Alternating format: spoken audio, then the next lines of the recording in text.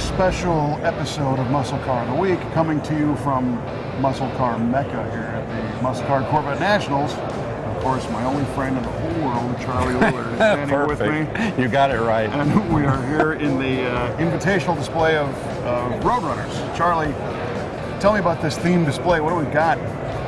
Well, it's just a pile of Road Runners. Everybody likes to see them. It's like, all right, let's see how many good cars we can get here. And we got quite the selection of good cars. I managed to mooch a few out of the brothers collection and brought them here, and good place for them. Now, when the cars are selected for this show, I mean, how do the cars that are here end up here? Well, they'll send in their stuff, or Bob will see them, our managing partner will see them at events or know of the cars, or people tell us of certain cars, and we invite certain cars, or people apply to, and you kind of screen, get a good variety of cars, quality cars. Don't want a bunch of duplicates of cars that have been here before. We try to keep fresh cars in the event. It looks like we've got a pretty good cross-section of cars and variety. Oh yeah, well, that's one of the big knockouts of the show is in these invitational displays, there's a variety of colors, engine options, and rare cars, which brings us to this one. As you mentioned, it comes from the Brothers Collection, and this is a 69 car, but it's got a few things that make it pretty unique. Yeah, it's got a Hemi and a drop top. It's a Hemi Road Runner convertible. Pretty low production car, pretty neat, 4-speed. So they only made 10 of these Hemi convertible 4-speed cars, and this one apparently has a 410 rear gear, an AM radio, and an 8-track. And an air grabber hood. It's a pretty good combination of stuff. I can only imagine what it was like to drive one of these things. You know, to me a convertible is a cruiser, but with a 410 gear and a Hemi, this thing must have been screaming on the highway. Go fast, screaming with a chop down. It's like, you're not going to get anywhere real fast with 410s. So doesn't get any better. Take you a while. Yeah. You can get to the gas station. Yeah. Well, hey, listen, if people can, what do they do? Go to the website, the MuscleCar Corvette Nationals website, to learn about what the next invitationals are going to be, to try and apply for them? Is that how it works? Yeah, hang around the website. We've got pretty good discussion forums going at yanko.net where we put out info as we know it.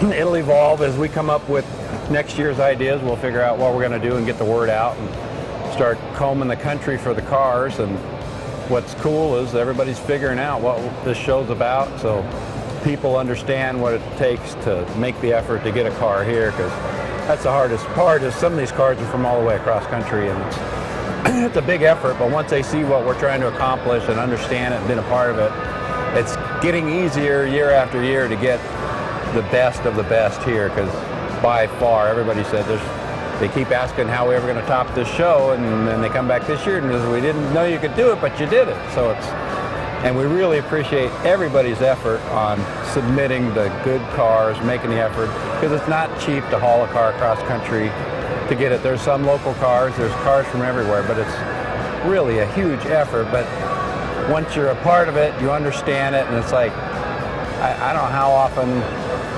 there's never been anything like this before, so it's pretty neat to be a part of it. Well, in addition to the invitational car displays, there's also things like the vintage certification, where they verify that the cars are real. How does that work? Yeah, that's actually one of my favorite sections of the show, is seeing original, unrestored cars that everybody can learn from.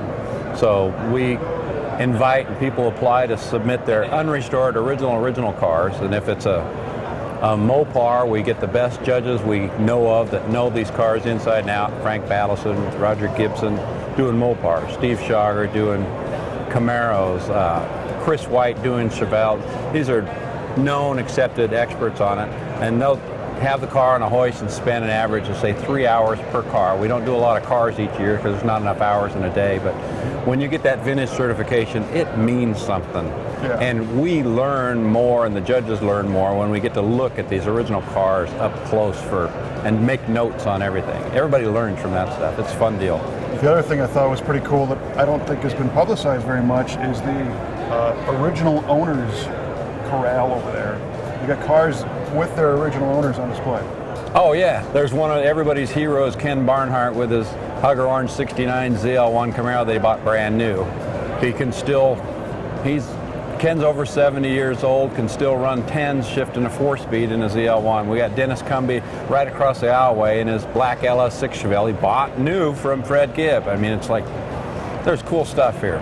Yeah, I saw the Impala, and there's 62 Chrysler and Corvette, and you can actually, the owners are sitting right there, the guys that wrote the check for them, and ask questions, and they love talking about them. Yeah, and you won't see this anywhere else in the country to where we can get these kind of groups of people and collections of cars together, and it's almost like a celebration of muscle cars in America, and Corvettes, and fun stuff. Too cool. All right, man, my only friend, thanks again. See how he is? I don't really like him. No. Look at the Muscle Car and Corvette Nationals website, mccacken.com, to find out what the invitationals are next year, so maybe you can bring your car out.